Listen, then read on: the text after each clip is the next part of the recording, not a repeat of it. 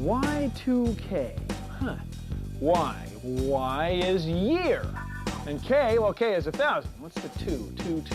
Y2K. Year 2000. I get it. Uh-huh. Y2K. Huh. Have you done anything to prepare for the year Y2K at all? No, I haven't. Not at all. I'm not taking care of it. We're pretty much Y2K compliant here. We're not even on computer. I don't know what you're talking about, man. I'm saving all my bank statements and whatnot, all the paperwork back up. Now, is there anything in the store that could help me if I can't send email? Email sensitive, you know, and email seems to be the first thing that goes. In the last couple of weeks, I've started asking myself, should I do something to my computer at home? I got quite a bit of response, but this just fits on any 5-gallon food. Look at that. So what about your hardware? Are you worried about that at all? I guess probably a little, but I won't worry about it. It's about 10 years old. It's a dinosaur. So what do you think might happen? Nothing. If by that you're assuming my BIOS will interpret the next century correctly.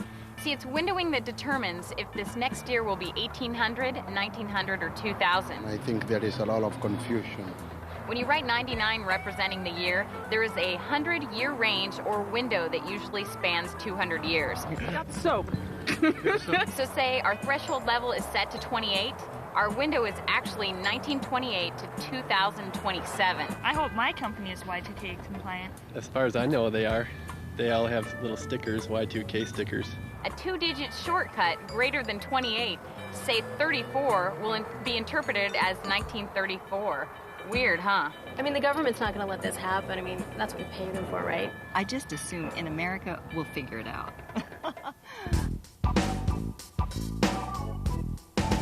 Oh, hi. Bill Nye the Science Guy here, and welcome to the Microsoft Year 2000 Guide for Home Computers. Nice to see you. Now, this video is designed to help consumers like you and me understand and prepare our home personal computers for the year 2000. Now, like you, I've heard a lot about Y2K. And after a while, whom do you really believe? So, I embarked on some research on Y2K, and I've gathered some well-respected experts to help walk us through getting our own lab computers ready for the next millennium. Uh-huh. And I thought maybe you'd like to come along with me. See, scientists bring in other experts for a consultation, and today I've set up some informal meetings with a couple of real computer specialists. Preparing for Y2K? It's easy. Just 3 words. Hardware, software, and personal data. You say data, I say data. Wait, that's 4 words. Uh-huh. But you get the idea. Those are the few words you'll need to remember as we focus on Y2K. I wanted to go back to the beginning and get a sense of where all this started. I asked Robert X. Cringely, a well-known and well-respected computer journalist, to fill me in. He's written computer columns in influential computer magazines, and you may also remember him from the PBS special, The Triumph of the Nerds. And since this problem started quite a few years ago, Bob went to the Computer Museum History Center at Moffett Field in California to set the stage. Bob, it's all yours. Hi, Bob.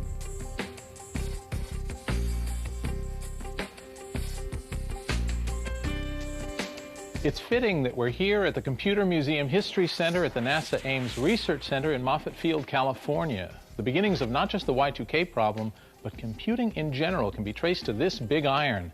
It's when these machines were new that the problem began. In the 1940s and 50s, these early computers used punch cards. Those of you older than 40 will remember seeing these as a kid in school. There was limited space on these 40 and 80 column punch cards, and back then it made sense to represent the year on these cards with 2 digits. After all, the year 2000 was like way out there. In the 1960s, computer memory was very expensive. Conserving just 2 bytes per record in memory, the 1.9 of 1965, for example, allowed software developers to be more efficient and save millions of dollars for their companies. These programming practices continued because the turn of the century seemed far in the future. Many of these programs, particularly older or custom ones, must be assessed to determine their readiness for the year 2000. Another source of the problem is sociological, the everyday tendency for people to use two-digit shortcuts to indicate the calendar year. How many times when you are asked for your birth date do you write, say, April 24th, 1965? My guess is you're much more likely to write 4/24/65. As a result, many computer users have included two-digit date shortcuts, for example, 98 for 1998, throughout their documents and spreadsheets. This seemingly innocent and time-saving practice is another major cause of the year 2000 issue. So the year 2000 issue is actually a collection of different types of date handling practices that can affect computer systems, including personal computers, when the new century arrives. I wonder if these things can be programmed to play Pong. Thanks, Bob. Let me get something out of the way right off.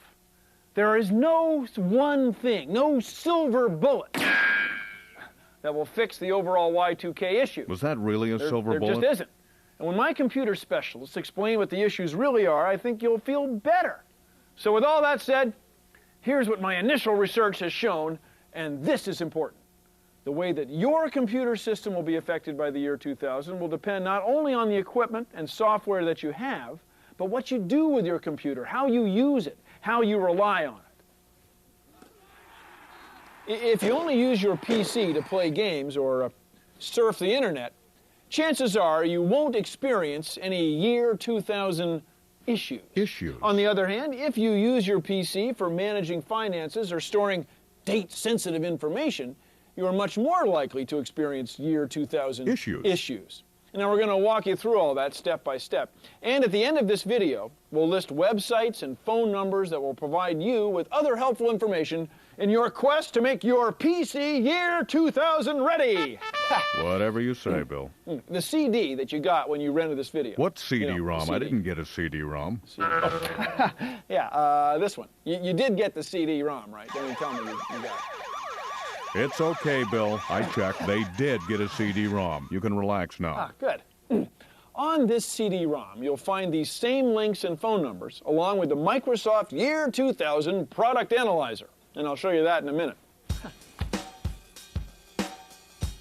Also, throughout this video, I've asked an old friend of mine. Oh, hey, QT. There's some people here I'd like you to meet. See, this is Ms. Quick Tips. She's a computer legend who's right now in the middle of some mountain somewhere doing who knows what. It's all very hush-hush, whoosh-whoosh, that sort of thing. QT, can you even tell us where you are right now? Oh, not yet, but you'll be reading about my research very soon. QT is going to clue us in on some other aspects of the year 2000 issue, and also be answering some of your questions many of you have sent in. Ready for your first one, QT? Fire away. Okay. Denny Wright of Bothell, Washington writes, I keep hearing about this thing called regional settings. I've had friends forward me mail that looks like if I don't take care of the regional settings, my computer will not work. Can you explain? Well, Denny, not to worry. Your computer won't stop working if you don't change the date display in your regional settings. Windows processes, stores, and calculates dates using 4 digits regardless of the setting. These are only for screen display. Microsoft recommends changing the short date format in regional settings via the Windows control panel to a 4-digit year. Making this change in regional settings will help other programs to display 4-digit years, thereby minimizing confusion about what century is intended. Now, to change your date settings, go to Start, Settings, Control Panel. Click on the Regional Settings icon. Go to the Date tab at the top of this box, and right here in the middle, you'll find the short date settings. Make sure that the year is represented by the YYYY. Click on Close, and you're all set. Easy, simple, and it'll avoid confusion later on. 4-digit dates. Bill? Remember that. Thanks, QT. That's great information. Once again, there are 3 things to remember about your computer in the year 2000. Hardware, software, data. Hardware, software, and data. First, let's take a look at hardware. That's probably my first guest right now. John! Well, John, come into our fabulous interview area here. Thank you, Bill. Have a seat. I will do the same. Take it easy, Bill. Hey everybody, this is John Archer, one of those experts I was telling you about, and he's from the PCY 2000 Alliance. In fact, you started the PCY 2000 Alliance, didn't you? That's right, Bill.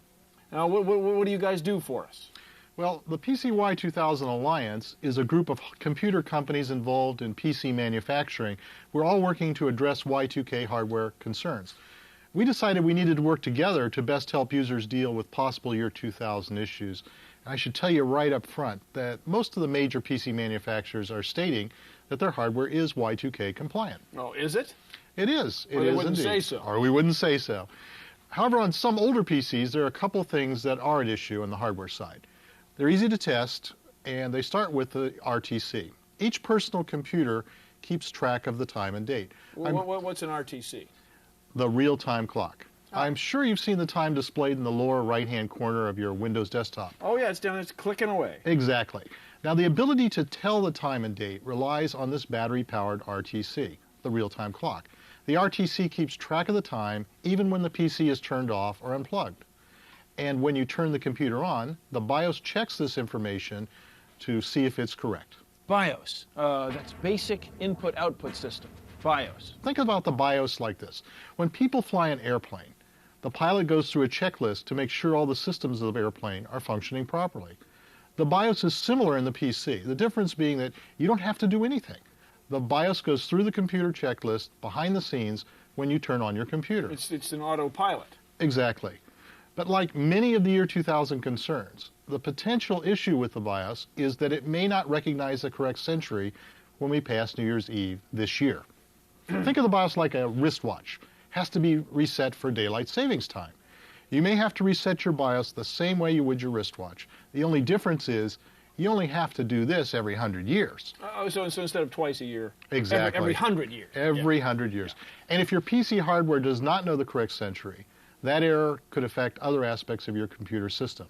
This is sometimes called a rollover problem. The rollover problem. Problem? What problem? Simply put, the rollover problem is like an automobile odometer when it rolls over to 100,000 miles. Same principle with a computer rollover problem.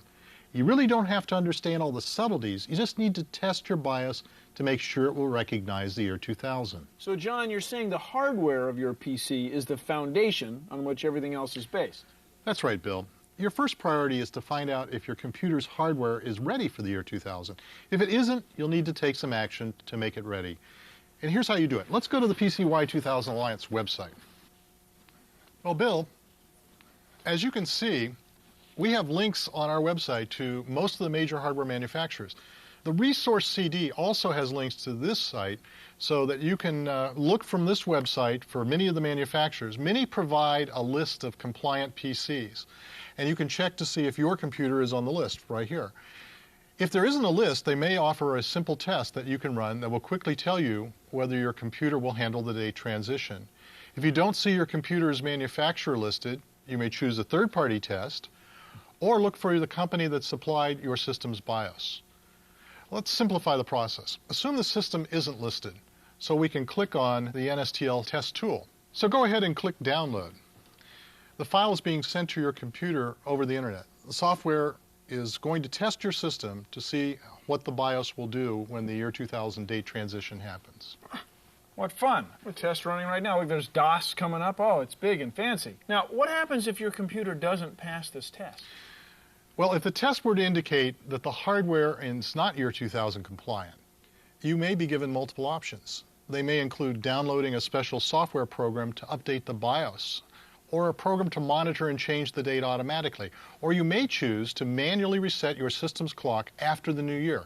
But at least for your lab computer, it's Y2K ready. It passed. Ah, boy, now I feel a lot better. Hey, John, thanks for coming down here and showing us all this stuff. Not at all, Bill. Good to see you again. Good to see you, sir. Bye, John. I wonder what QT is up to. Hey, QT, you ready for your next question?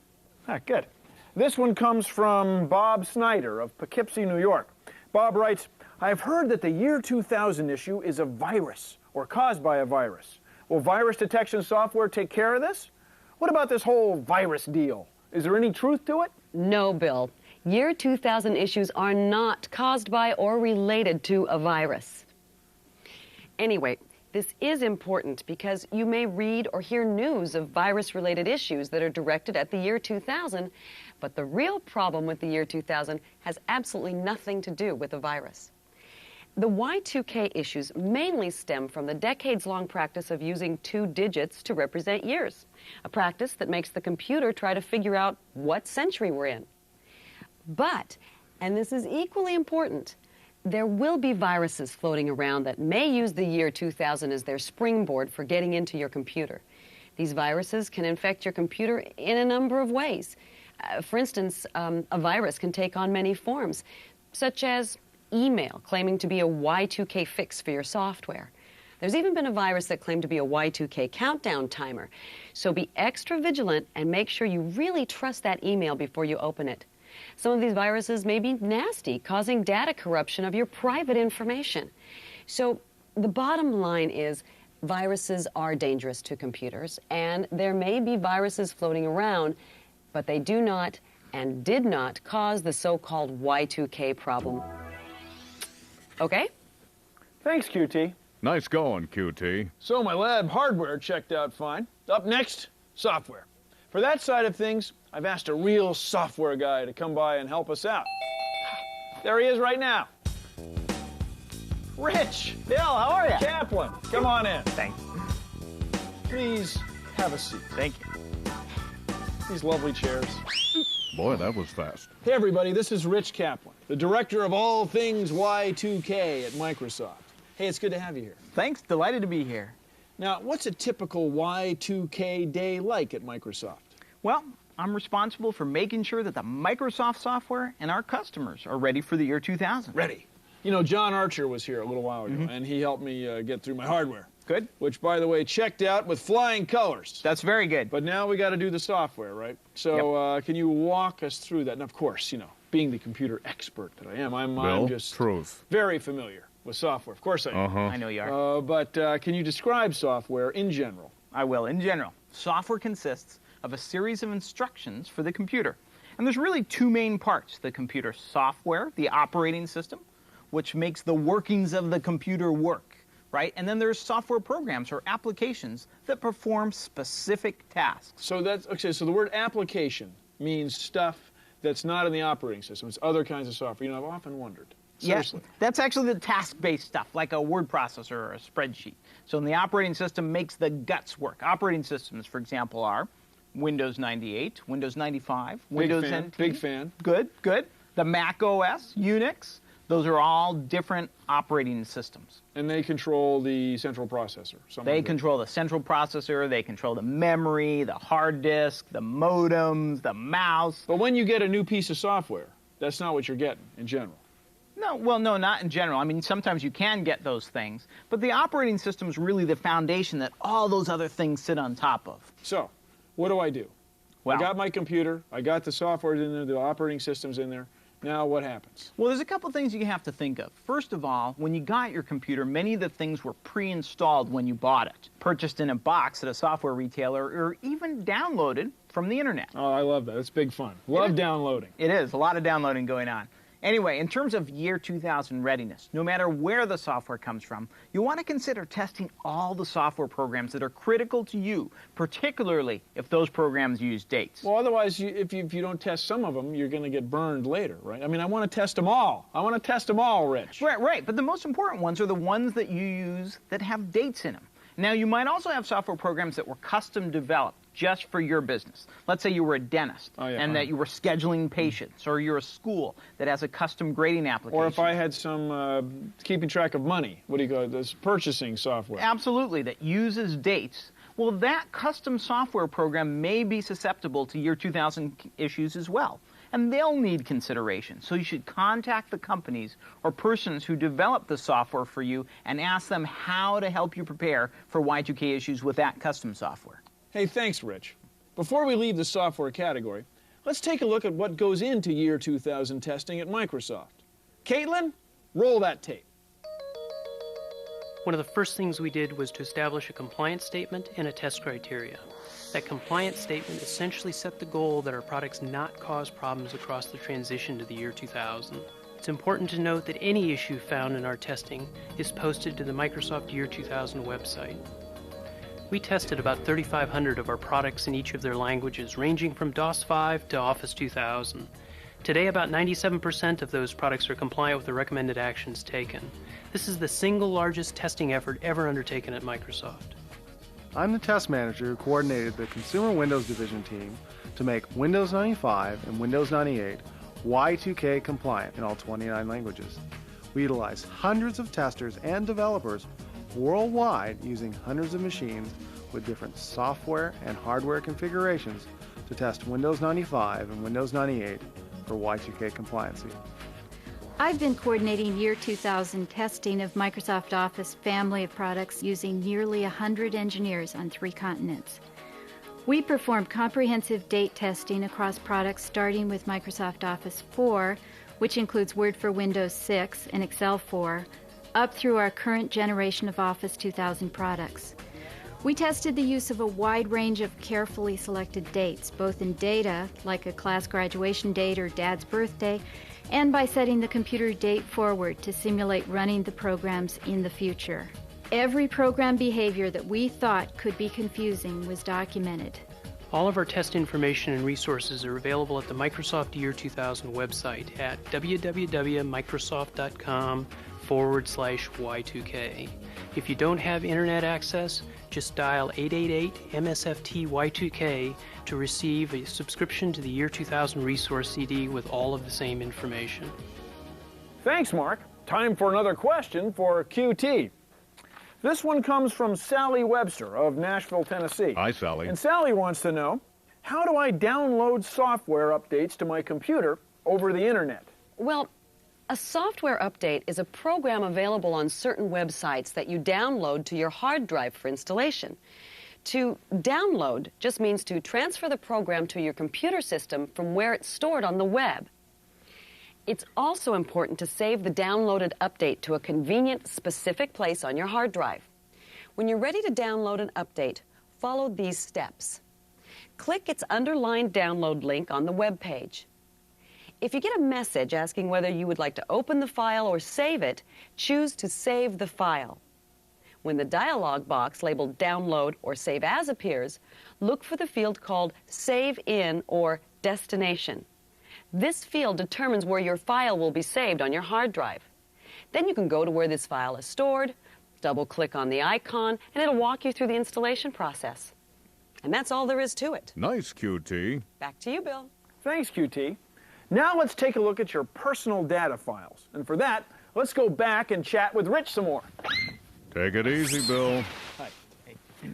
It's time to talk about data files. Now, aren't data files part of software? Well, not really. Software is the tool that allows you to create data files. Think of it this way. Think of data files as just like you would writing on a piece of paper, right? It's the information you put on the paper. A data file is something you create, like a letter to your mom, or a budget, or your checkbook information, or maybe even a database of your friends' birthdays. Important. Don't miss those birthdays. But an issue is that the data files that you create or use may or may not be ready for the year 2000. So let's play a little game, and hopefully people will see what I mean. Okay, so Bill, what event happened on 1/8/35? 8th of January, 1935. I'm all shook up. Elvis Presley. Elvis Presley's birthday. Yeah, actually, you're right. But you know what? There's a more important date to me. More important to me, it's the last payment date on the mortgage on my house, January 8th, 2035. Did not see that one coming. Yeah, that's important. Different century, completely different century. I get it. Okay. I can play this game. All right. Okay? Yeah. 12/20/79. Use the force. 12/20/79. No, I got it. Star Wars was in theaters in December 20th, 1979. I'm sure you're right. That's got to be true. But I was going for 1879 when Thomas Edison introduced the world to the light bulb. Oh, you are right. So it's a big deal. You are right. So, what you see, though, is that using two-digit dates to signify the year really leaves the whole thing up for interpretation. Indeed it does. So when should you be concerned? I mean, what files are important that way and what files aren't? Well, it's really important to fix any files that use dates that will be involved in some type of calculation. Right? So, for example, a spreadsheet or a database file or any file where a specific date triggers something to happen. Oh, like if you had a letter that you'd written in this century, Yeah. and you went back and noticed that the date only had 2 digits, you could tell, oh yeah, I remember I wrote that. Yeah, but it wouldn't be a big deal, right? Yeah, If it was whereas just in if a letter. you had a checkbook or something, your files like that, that would be very important. Like, yeah, and it was paying your mortgage, and it did it automatically, right? And because you didn't put in which century, it never paid it anymore. Yeah, that would be bad. I get it. So as a rule of thumb, it's always best to use 4-digit years in all the files that are important to you or that are important to others. In fact, every time you use 2-digit dates, a PC has to guess which century you mean. And there's many risks can be eliminated just by typing in all 4 digits. 4-digit dates. Fabulous safety tip. Thank you. Hey, Bill. Bill. Whoa, Bill. Isn't it time for me to answer another question yet? Excuse me, that's QT. You know, she's very excited to be doing this. Hang on. Hang on. Okay, QT. Oh, by the way, thanks for coming. It's been fun. It really has been fun, thanks. Well, here's your last question, and this one comes from Jenny Peabody of Washington, D.C. And she writes, I use Excel for managing much of my business, and I have older Excel files that have valuable data on them. How can I make sure my old Excel files will be okay? This one's easy. Microsoft has provided some terrific wizards to use. The Date Fix Wizard, the Date Migration Wizard, and the Date Watch Wizard. Now, to download these, go to the Microsoft Y2K website and go to the Home Computer section. Then, click over here on Quick Tips where you'll find the link for the wizards. Download them to your computer and run the wizards. These wizards convert 2-digit dates to 4-digit dates in your Excel files. Easy. Thanks. Good luck on your research. So getting ready for the year 2000 means that you will need to consider all the parts of your computer. Its hardware, software, and data files. So now what? Oh, let's ask Rich. Rich, careful with those. They're not really balanced for throwing. Oh, you see me play golf? Well, I've seen enough. But seriously, what do you have to test software? I have something. I want to show it to you. So this is the Y2K resource CD from Microsoft. I get it. And on there, it has all the information that's on our website. It has what we call the product analyzer that I'm going to drill a little into. Those are software products. Software products, absolutely. It has updates for the most popular things like Windows and Office. And so let's take a look at the product analyzer. It's the thing that's going to look at your software. We said hardware, software, data. It's going to look at your software and tell you if it's Y2K ready. The second of the triple threat. There you go. So I say, it asks if you want to install it. I say yes. Sure we do. And that quickly it installs the software. Well, and that is quick. That's all you have to do to install it. Now to run it, you go to Start, Programs, and it's the last thing installed, so it's all the way at the bottom here, the Microsoft Year 2000 Product Analyzer. Click it. I click on it. It says, Welcome to the Product Analyzer. I select the defaults, and then I just click through here. It tells me a little bit of information, and now it's going out on my PC and checking the Microsoft software applications to see if they're Y2K ready. 26 programs found, 26 programs that match the product compliance database. That's it. And when you hit finish, it prints out a report for you, and it tells you the status. When you say prints, it's here. I could print it if I wanted. Yeah, you could print it to your printer, sure, or it just prints it on the screen for you. Aha. Okay, now, Rich, what if I have some software that's not Microsoft software? You know what? All the vendors have done a great job making information and updates available for lots of software applications. So go to the web and check out the websites for those software manufacturers. Okay. So, Rich, one more thing. Can you walk me through the Microsoft Y2K website? Sure, absolutely. On the website or via the CD, there's something called the Year 2000 Guide for Home Computers. And when you go there, it tells you about the things that we talked about today. Hardware. Software. Data. And data. And it walks you through what you need to do to be Y2K ready. It's not that hard. It isn't. Hey, Rich, you want to get a milkshake? Banana milkshake? I love banana milkshake. Okay, well, let me say goodbye to the folks. Okay. I'll be right with you. Cool. I prefer chocolate. Well, that's our video. Thanks for watching. Before we go, I'd like to emphasize a few things. First of all, make sure you check out your computer's hardware, software, and data. There's that word again. Then there truly is no great big, no silver bullet solution to these Y2K issues. Now, after you've made your PC ready for the year 2000, make sure that any new programs you install are ready as well. Otherwise, you're right back where you started. Now, stay informed. See, new information about the year 2000 is being announced every day. Therefore, you should continually visit your manufacturer's year 2000 website to ensure that you are receiving the very latest information. Make a conscious effort to always use 4-digit years instead of the old-style 2-digit years. And remember, finally, viruses are not the cause of Y2K issues. But it's always a good idea to use virus detection software anyway, because you know what? Because there's hackers out there, and they want to get into your machine and mess with you. And the year 2000 is the perfect time for them to do it, but you're not going to let them, are you? No, because you're going to use your virus detection software. You're going to stop them in their tracks. Whoa, take it easy, Bill. Excuse me. Now, we hope this video has provided you with some helpful information. Good luck with your home or small business personal computer, and I look forward to seeing you in the next millennium! Rich. Yeah? You want to get that milkshake? I'm pretty busy. They come in the metal canisters. If you don't want one, it's okay. No, I'm with you. No, don't worry about me. No, I'm with you. No, that's good. No, I loved it. They're Bill, very good. Rich, wait for me. I mean, the worst that can happen. I mean, Yeah. they probably have the web. No, They have the web there. no. You know, it's a cool diner. No, we should go there.